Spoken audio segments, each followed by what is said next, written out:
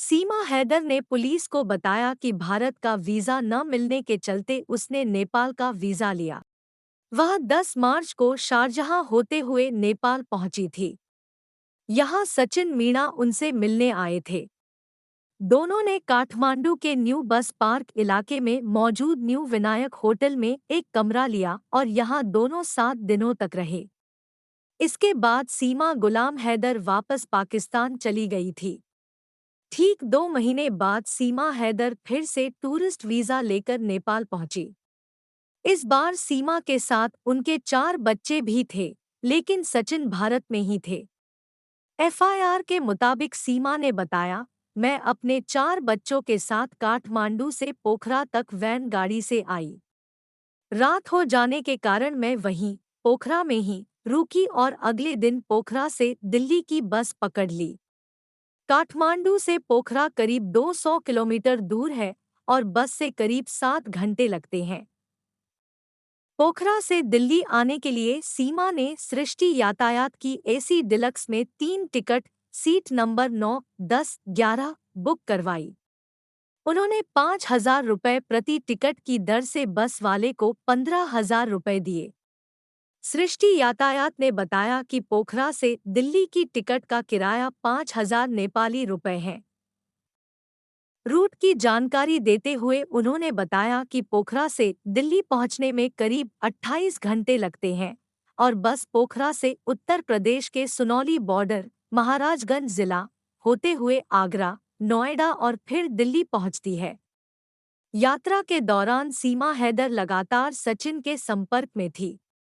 FIR के मुताबिक अपने 4 बच्चों के साथ 13 जुलाई की रात सीमा हैदर यमुना एक्सप्रेसवे पर फलैदा कट के पास उतर गई, जहां सचिन मीणा उनका इंतजार कर रहे थे। यहां से सचिन, सीमा और बच्चों को ग्रेटर नोएडा में रबूपुरा के अंबेडकर मोहल्ले में ले गए। यहां सचिन ने गिरजेश नाम के व्यक्ति से एक कमरा किराए पर लिया था। इस कमरे का किराया 2,500 रुपये प्रति महीना है। बातचीत में मकान मालिक गिरजेश ने कहा, सचिन हमारे कस्बे का है। वह 13 मई से 4-5 दिन पहले कमरा किराए पर लेने के लिए आया था। उसने कहा था कि उसकी कोर्ट मैरिज है और वह अपने पत्नी और बच्चों के साथ कमरे में रहेगा। हमने आधार कार्ड और पैन कार्ड लेकर उसे कमरा किराए पर दे दिया। रबूपुरा के अंबेडकर मोहल्ले में सीमा और उनके बच्चों ने सचिन के साथ रहना शुरू कर दिया। सचिन घर के पास ही एक किराना की दुकान पर पिछले 3 साल से काम कर रहे थे, जहां से वह दिन में अक्सर खाना खाने घर आ जाते थे। सीमा के पड़ोसियों का कहना है कि वह ज्यादातर समय घर के अंदर ही रहती थी। उनके धर्म और नागरिकता को लेकर किसी को कभी कोई शक नहीं हुआ। मकान मालिक गिरजेश की पत्नी बताती है, वह पूरा मेकअप करती थी, बिंदी, सिंदूर लगाती थी, साड़ी भी पहनती थी। इस बीच ईद भी आई लेकिन उसने ऐसा कुछ नहीं किया जिससे उस पर शक होता। सब कुछ अच्छा चल रहा था। एफआईआर के मुताबिक सचिन ने सीमा को कमरे पर लाने के 4-5 दिन बाद सारी बात अपने पिता नेत्रपाल को बताई। बात सुनकर पिता ने सीमा से मिलने की इच्छा जाहिर की, जिसके बाद सचिन ने एक जंगल में सीमा को अपने पिता से मिलवाया। सीमा ने सचिन के साथ रहने और शादी करने की बात पिता नेत्रपाल को कही। जवाब में उन्होंने कहा, अब आप यहाँ आ गई हो और आप पाकिस्तान की रहने वाली हो। आपके बच्चों का रहन-सहन पाकिस्तान का है। आप यहाँ का रहन-सहन सीख लो तो हम आपकी शादी अपने बेटे सचिन से करवा देंगे।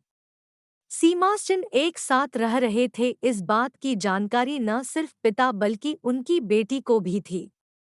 मकान मालिक गिरजेश बताते हैं कि पिता और सचिन की बहन उनसे मिलने इस कमरे पर भी आई थी और उसके लिए साड़ी लाई थी। सचिन के चाचा बीरबल भी इसकी पुष्टि करते हैं। वे कहते हैं कि 6 महीने पहले सचिन ने उन्हें सीमा के बारे बताया था, लेकिन उनके समझाने के बाद भी वह नहीं माने। सीमा जल्द से जल्द सचिन से शादी कर लेना चाहती थी, इसके लिए दोनों ने वकील से बात भी की थी। एफआईआर के मुताबिक सीमा ने बताया कि 30 जून को सचिन के पिता नेत्रपाल कमरे पर आए और कोर्ट मैरिज की बात कही।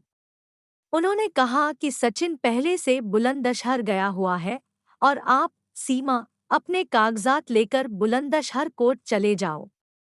पुलिस के मुताबिक इसके बाद सीमा अपने 4 बच्चों के साथ बुलंदशहर कोर्ट पहुंची, जहां सीमा और बच्चों के पासपोर्ट देखकर वकील ने कहा, आप तो पाकिस्तान की रहने वाली है। आपकी शादी सचिन के साथ नहीं हो सकती। इसके बाद मैं, सचिन और उनके पिता वापस रबूपुरा आ गए। यहाँ से कहानी पुलिस के जाल में उलझना शुरू हो गई। वापस आने के बाद सीमा और सचिन को डर हो गया कि अब पुलिस को इस बात की जानकारी लग जाएगी और हम लोग पकड़े जाएंगे। 30 जून की ही रात सीमा हैदर ने अपने बच्चों को साथ लिया, अपना सामान पैक किया और रबूपुरा से निकल गई। अगली सुबह यानी 1 जुलाई को सचिन सुबह काम करने के लिए दुकान पर गए लेकिन कुछ ही देर में छुट्टी ले ली।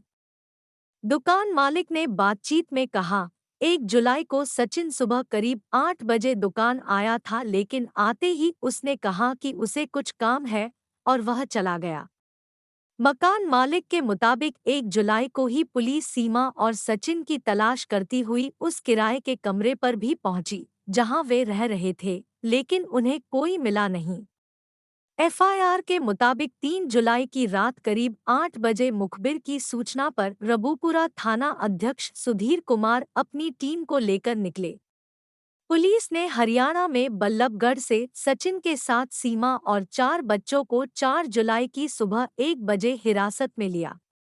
पुलिस ने सचिन मीणा, उनके पिता नेत्रपाल और सीमा गुलाम हैदर के खिलाफ विदेशी अधिनियम 1946 की धारा 14 और भारतीय दंड संहिता की धारा 120 बी के खिलाफ मामला दर्ज किया है। 7 जुलाई को उत्तर प्रदेश के जेवर सिविल कोर्ट ने पिता समेत दोनों को राहत देते हुए जमानत दे दी है।